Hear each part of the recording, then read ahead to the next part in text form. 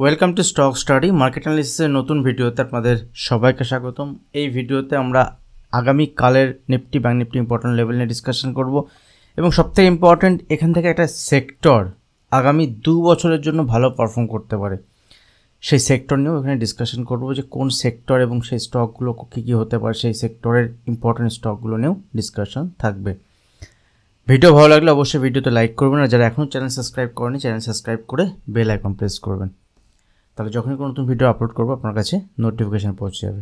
দেখুন, নিফটির ক্ষেত্রে যদি আমরা দেখি, নিফটির ডেলি চার্ট লাস্ট দিন আমরা মার্কেটে একটা সাইডওয়েজ ছোট একটা মুভমেন্ট দেখেছি। তার আগের দিন, দ্যাট মিনস বৃহস্পতিবার, যেদিন মার্কেটের এক্সপায়ারি ছিল, এক্সপায়ারি ডেতে মার্কেটে একটা খুব ভালো মুভমেন্ট আমরা দেখেছিলাম এবং সেখান থেকে শুক্রবারের মার্কেট যদি আমরা দেখি, 5 মিনিটের চার্ট যদি আমরা দেখি, দেখুন মার্কেট উপরের লেভেলে কিন্তু মুভমেন্ট হয়েছে, সাস্টেন করতে পারেন, একটা রেঞ্জ বানিয়েছে এবং প্রিভিয়াস ডে, দ্যাট মিনস বৃহস্পতিবার যেখানে মার্কেট ক্লোজ হয়েছিল সেই লেভেলের নিচেও মার্কেট ব্রেক করেনি।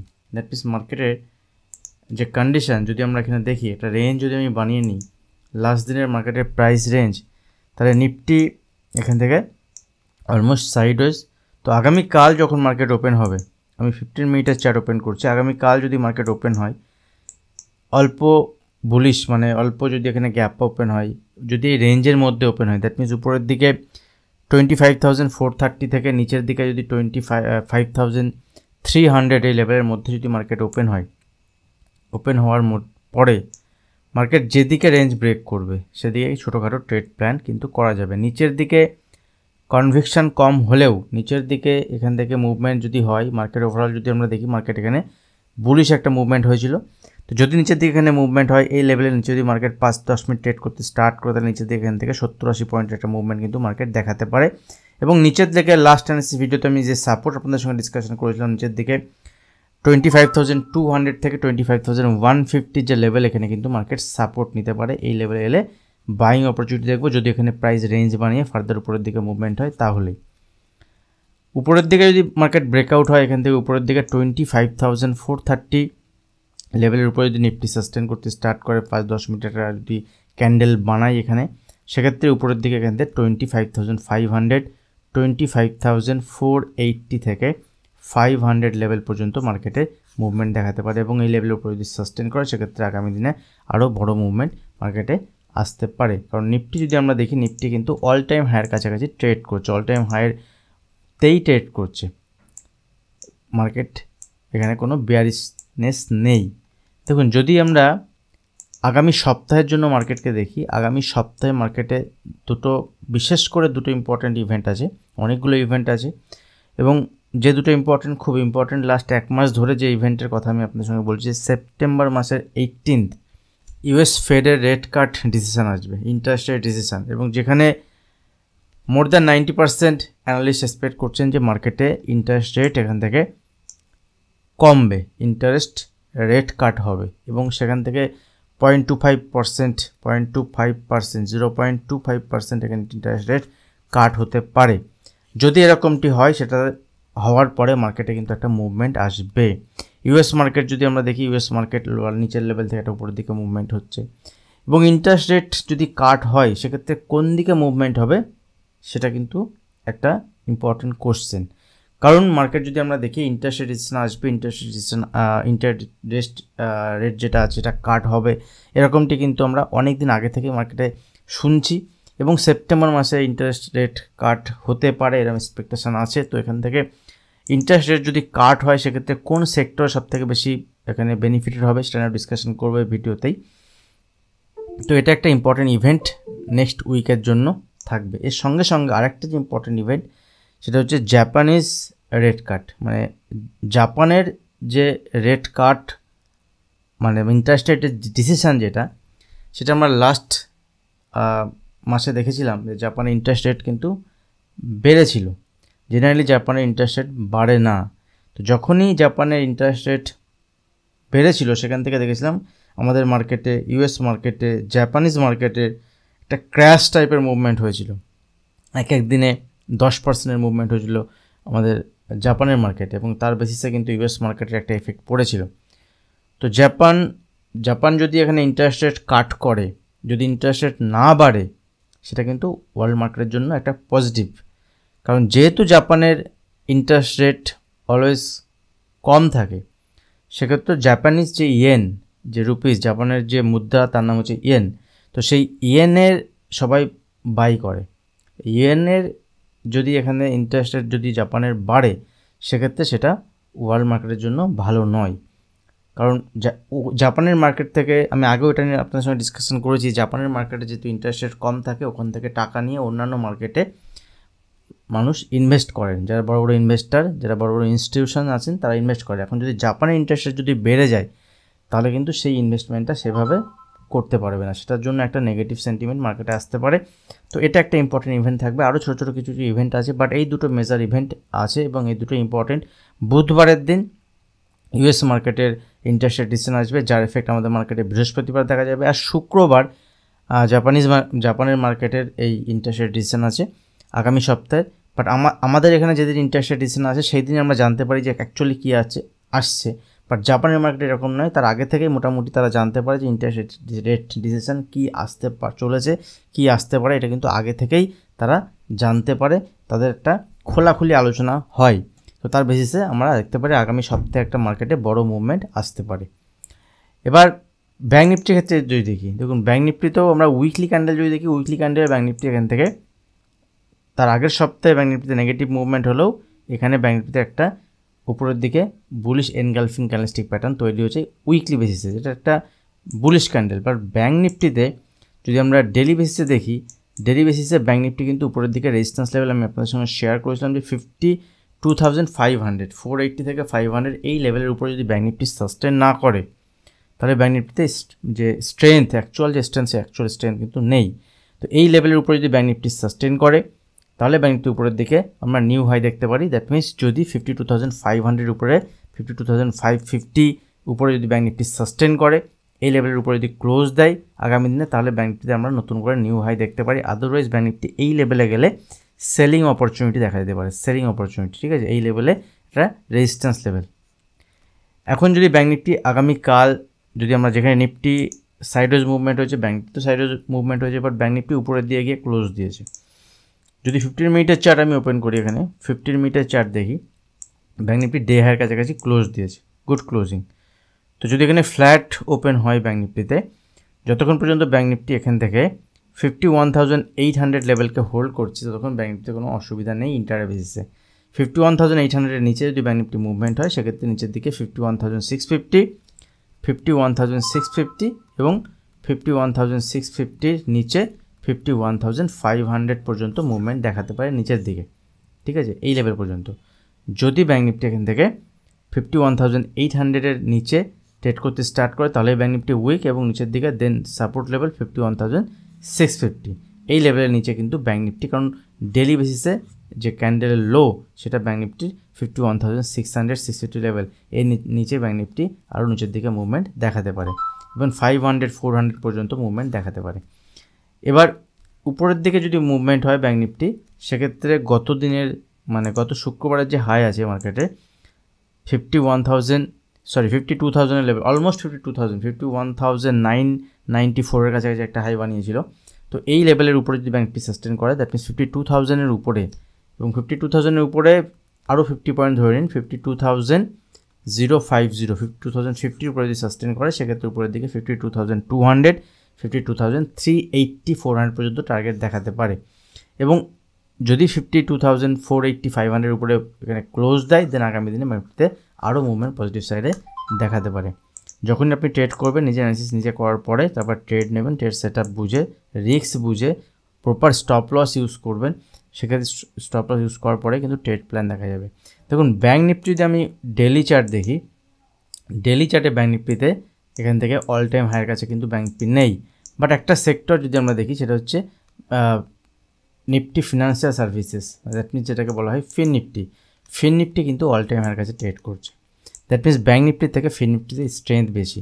এই ফিন নিফটিতে এটা উইকলি চার্ট, যদি ফিন নিফটিতে আমি ডেলি চার্টও দেখি, দেখুন ডেলি চার্টে ফিন নিফটি ডে হাইয়ের কাছাকাছি ক্লোজ দিয়েছে এবং ফিন নিফটি অল টাইম হাইয়ের কাছে এখানে ট্রেড করছে, এবং ক্লোজিং বেসিসে যদি দেখি আমি, অল টাইম হাইতে ফিন নিফটি ক্লোজ দিয়েছে। যেখানে লাস্ট দিন আমরা দেখেছিলাম বাজাজ ফাইন্যান্স, বাজাজ ফিনসার্ভ, এবং লাস্ট উইকে এই যে ফিনান্সিয়াল যে সেক্টর আছে আদার দ্যান ব্যাঙ্কিং সেক্টরের মুভমেন্ট হয়েছে পজিটিভ সাইডে, লাস্ট উইকেও আমরা দেখেছিলাম। কিন্তু বিশেষ করে যেগুলো নন ব্যাঙ্কিং ফাইন্যান্স কোম্পানি, সেই সেক্টরের কিন্তু একটা মুভমেন্ট পজিটিভ সাইডে আমরা দেখেছি। এবং এই নন ব্যাঙ্কিং যে ফাইন্যান্স কোম্পানিগুলোর মুভমেন্ট এখানে পজিটিভ সাইডে যে হচ্ছে, তার যদি আমরা মেন কারণ দেখি, সেটা হচ্ছে ইন্টারেস্ট রেট যদি কাট হয়। দেখুন, ইউএস যদি ইন্টারেস্ট রেট কাট করতে স্টার্ট করে, আমাদের ইন্ডিয়াতেও ইন্টারেস্ট রেট খুব তাড়াতাড়ি কাট করতে স্টার্ট করবে। আর ইন্টারেস্ট রেট যদি কাট হয়, দ্যাট মিনস যদি কমে, সেক্ষেত্রে এনবিএফসি কোম্পানিগুলো আরও বেশি বেশি লোন দিতে পারবে এবং তারা কম ইন্টারেস্ট থেকে, কারণ তাদেরকে লোন দিতে গেলে তারা আরবিআই থেকে তাদেরকে বড় করতে হয়, ধার করতে হয়। যখন তারা আরবিআই থেকে টাকা ধার করবে, সেক্ষেত্রে কম ইন্টারেস্টে তারা টাকা নিতে পারবে এবং তারা পাবলিকের মধ্যে বেশি ডিস্ট্রিবিউট করতে পারবে এবং সেখানে তাদের মুনাফা একটা বেশি হওয়ার চান্সেস আছে। এক্ষেত্রে যদি আমি যে সেক্টরের কথা আপনাদের সঙ্গে ডিসকাশন করব বলছিলাম, সেটাই হচ্ছে এই এনবিএফসি কোম্পানি। দ্যাট মিনস এই ফাইন্যান্সিয়াল সেক্টরের যেগুলো নন ব্যাঙ্কিং ফাইন্যান্স কোম্পানি, এই কোম্পানিগুলোর কিন্তু একটা সাইকেল যদি আমি দেখি, তাহলে এখানে আমি বাজাজ ফাইন্যান্স, এনবিএফসি কোম্পানি, এটা খুব গুরুত্বপূর্ণ একটা স্টক। দেখুন, বাজাজ ফাইন্যান্সের এটা 3 মাসের এক একটা ক্যান্ডেল, এখানে যেটা দেখছেন 3 মাসের এক একটা ক্যান্ডেল। তাহলে আমাদের লাস্ট যদি আমরা দেখি 2021-এর জুলাই মাসে এখানে যে হাই তৈরি হয়েছিল, এখনও পর্যন্ত প্রায় 3 মাস হয়ে গেছে, 3 বছর হয়ে গেছে। 21, 22, 23, 24, 3 বছর এখনও কিন্তু সেই হাই কাটতে পারেনি। দ্যাট মিনস এখানে একটা কনসোলিডেশন আমরা মার্কেটে দেখেছি। এবং বাজাজ ফাইন্যান্সের লাস্ট উইক একটা ভালো মুভমেন্ট হয়েছে। যদি লাস্ট উইকের মুভমেন্ট দেখি, লাস্ট উইকে বাজাজ ফাইন্যান্সের এখান থেকে উইকলি বেসিসে বাজাজ ফাইন্যান্স প্রায় 20%-এর মুভমেন্ট হয়েছে। লাস্ট দিন যদি আমরা ইন্টারডে চার্ট দেখি, বাজাজ ফাইন্যান্সের 5 মিনিটে ইন্টারডে চার্ট, দেখুন ইন্টারডে চার্টের বাজাজ ফাইন্যান্স আমরা বাইং সাইডে এখানে আমরা পজিশন নিয়েছিলাম এবং বাইং সাইডে কিন্তু বাজাজ ফাইন্যান্স শুরু থেকে একটা মুভমেন্ট, দুর্দান্ত একটা মুভমেন্ট কিন্তু এখানে দিয়েছিল, যেখানে আমরা দেখেছিলাম বাজাজ ফাইন্যান্সের যদি আমরা মোটামুটি ইন্টারডে বেসিসে 200 পয়েন্টের মুভমেন্ট, কিন্তু মোর দ্যান 200 পয়েন্টের মুভমেন্ট এখানে বাজাজ ফাইন্যান্স আমরা ক্যাপচার করেছিলাম। তো বাজাজ ফাইন্যান্স শুধু নয়, এই ফাইন্যান্সিয়াল সেক্টরের আরও যদি আমরা স্টক দেখি, তাহলে আপনারা এখানে দেখতে পারেন, সেটা হচ্ছে এর যে পেয়ার কোম্পানি যেগুলো আছে, ফিনান্সিয়াল ইনভেস্টমেন্ট যে পেয়ার কোম্পানিগুলো আছে, যেমন Bajaj finance, Bajaj Finserv, Jio financial services. Jio financial service যদি দেখি, লাস্ট 3 মাসে কোনো রিটার্ন দেয়নি। দেখুন লাস্ট 3 মান্থ, এটা লাস্ট 3 মাসের রিটার্ন, যেখানে বাজাজ ফিনসার্ভের বাজাজ ফাইন্যান্স লাস্ট 3 মাসের রিটার্ন 3%, লাস্ট উইকের রিটার্ন কিন্তু এখানে আমরা দেখলাম 20%-এর কাছাকাছি। এবং বাজাজ ফিনসার্ভ যে স্টকটা আছে, এই স্টকটা মাল্টিপল টাইম ফ্রেম যদি আমরা দেখি, লাস্ট 3 বছরের ব্রেকআউট হয়েছে, যেখানে বাজাজ ফাইন্যান্স এখনও ব্রেকআউট দেয়নি। আমি একটু পরে আপনাদেরকে দেখাচ্ছি। তো এই স্টকগুলো, এই ফাইন্যান্সিয়াল সেক্টর যে স্টকগুলো আছে, যেমন HDFC, AMC, Bajaj holding, Shriram finance, এগুলো আমি আপনাদের সঙ্গে শেয়ার করছি। লাস্ট কদিন ধরে আমি প্রিমিয়াম গ্রুপে আপনাদের সঙ্গে ডিসকাশন করেছি, বিভিন্ন লেভেল শেয়ার করেছি এই স্টকগুলোর। তো স্টকগুলোর উপরে নজর রাখুন। যদি আপনি ইন্টারে বা অপশন কাজ করেন, সেক্ষেত্রে স্টকগুলো কিন্তু অপশানে ট্রেড হয়। এছাড়াও যদি ফাইন্যান্সিয়াল সেক্টরে আরও এই ফাইন্যান্সিয়াল যে ইন্ডাস্ট্রি আছে, এর আরও যদি আপনি স্টক দেখেন, সেই স্টকগুলো কিন্তু অনেক স্টক কেনা আছে। এর মধ্যে অনেক ছোটো ছোটো স্টক আছে, যে স্টকগুলোতে কিন্তু এখন ইনভেস্টমেন্ট অপরচুনিটি আপনি দেখতে পারেন। অ্যানালিসিস করার পরে আপনি ডিসিশান নিতে পারেন। কারণ ইন্টারেস্ট রেট যদি কাট হতে থাকে, সাইকেল যদি শুরু হয়, সেক্ষেত্রে এই স্টকগুলোর একটা মুভমেন্ট পজিটিভ সাইডে আসতে পারে। স্টকগুলোর উপরে আপনি নজর রাখতে পারেন। আমি বলছি মানে যে ইনভেস্টমেন্ট করার কথা বলছি, বা আপনি এখানে ট্রেডিং করবেন, টাকা লাগাবেন, এরকম নয়। আমি জাস্ট আপনাদের সঙ্গে অ্যানালিসিস শেয়ার করছি। তো আপনারা এই স্টক এইগুলোর উপরে ফোকাস রাখতে পারেন। এর সঙ্গে সঙ্গে যদি আমরা দেখি, যে স্টকটা আমার সবথেকে ভালো লাগছে এর মধ্যে, আমি মেনলি যে স্টকগুলো শেয়ার করি, যেগুলো এফএনওতে ট্রেড হয়, ফিউচার অ্যান্ড অপশনে, ট্রেডিং পারপাস স্টকগুলো আমি আপনাদের সঙ্গে শেয়ার করি। তার মধ্যে দেখুন বাজাজ ফাইন্যান্স যে স্টকটা আছে, কোনো ব্রেকআউট হয়নি। বাট যদি এখানে আমি বাজাজ ফিনসার্ভ যে স্টকটা আছে, বাজাজ ফিনসার্ভ যে স্টকটা আছে, যার দাম এখন 1890 টাকা, 1894 টাকা, এই স্টকটা যদি দেখি, দেখুন এটার মান্থলি চার্ট, এবং এটাও দেখুন সেই জুলাই আগস্ট মানে 2021-এর যে হাই তৈরি করেছিল, এখানে যদি আমরা দেখি, সেই হাই লেভেল কিন্তু এখানে ব্রেক করেছে। এবং ক্লোজিং বেসিসে যদি দেখি, ক্লোজিং কিন্তু এখানে 3 মাসে যদি ক্লোজিং দেখি, ক্লোজিং কিন্তু এখানে ব্রেকআউট হয়েছে। স্টকটির ওপর নজর রাখুন। এখান থেকে নিচে যদি আসে, নিচে আসতে পারে, অসুবিধা নেই।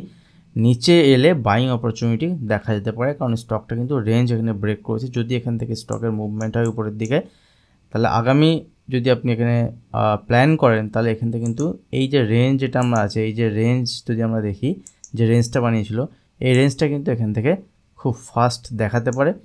কারণ এখান থেকে যদি ব্রেকআউট হয় স্টকে, তাহলে উপরের দিকে এখানে স্টকের মোটামুটি 2500 থেকে 2700 টার্গেট দেখাতে পারে। এটা সময় লাগতে পারে, 6 মাস সময় লাগতে পারে, কিন্তু স্টকে কিন্তু এটা মুভমেন্ট পজিটিভ সাইডে আসতে পারে। সেক্ষেত্রে স্টক লং সাইডে ভিউ রাখা যেতে পারে। এখানে যে স্টকটা আমরা এই স্টকের যে লাস্ট ক্যান্ডেল যদি আমরা দেখি, লাস্ট উইকলি ক্যান্ডেল আমরা এখানে দেখতে পারি। উইকলি ক্যান্ডেলও দেখুন এখানে ব্রেকআউট হয়েছে, ঠিক আছে। উইকলি ক্যান্ডেলও একটা ব্রেকআউট এখানে দিয়েছে। এবং যদি আমরা উইকলি বেসিসে দেখি, তাহলে উইকলি বেসিসে কিন্তু এখানে এই লেভেলটা ইম্পর্টেন্ট। দ্যাট মিনস 1900-এর উপরে স্টক এখান থেকে একটা মুভমেন্ট পজিটিভ সাইডে দেখাতে পারে। এবং এখানে যদি আবার দেখুন 1-2 সপ্তাহ কনসোলিডেশন হয়ে যায়, যদি এখানে থেমে যায়, সেটাও হতে পারে। 2-1 সপ্তাহ এখানে রেঞ্জ বানাতে পারে, রেঞ্জ বানিয়ে দেন ফার্দার হতে পারে। তো এই স্টকগুলো লং সাইডে প্ল্যান করা যেতে পারে। এখান থেকে স্টকগুলি ভালো লাগছে।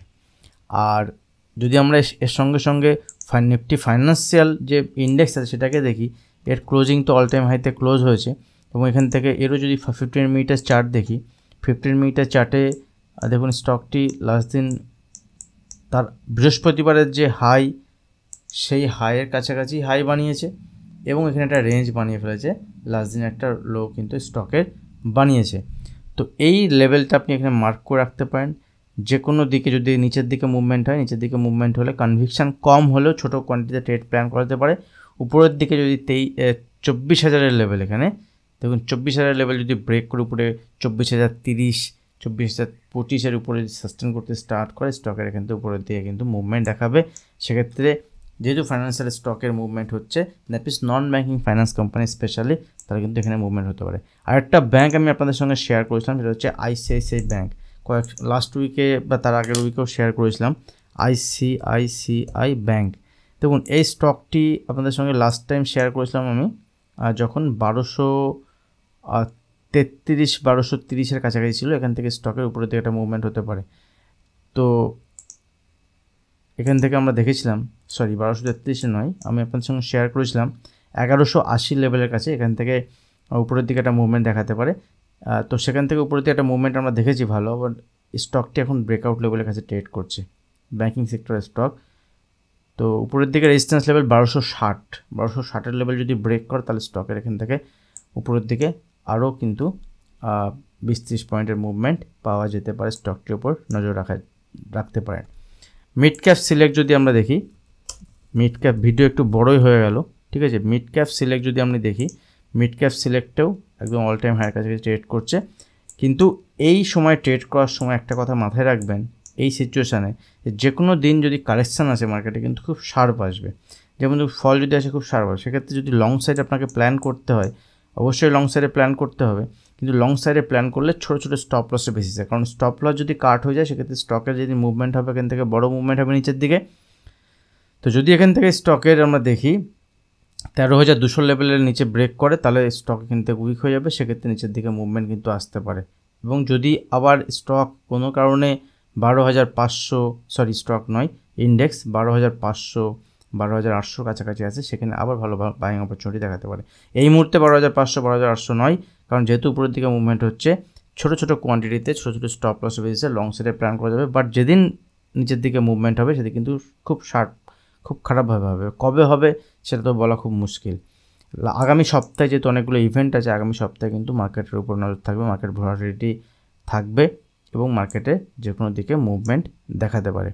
ভিডিও ভালো লাগলে অবশ্যই ভিডিওতে লাইক করবেন, কমেন্ট করবেন, শেয়ার করবেন। আপনি যদি চ্যানেল সাবস্ক্রাইব করেন, চ্যানেল সাবস্ক্রাইব করতে একদমই ভুলবেন না। আজ ভিডিও এখানে শেষ করছি, দেখা হবে নেক্সট ভিডিওতে। ধন্যবাদ।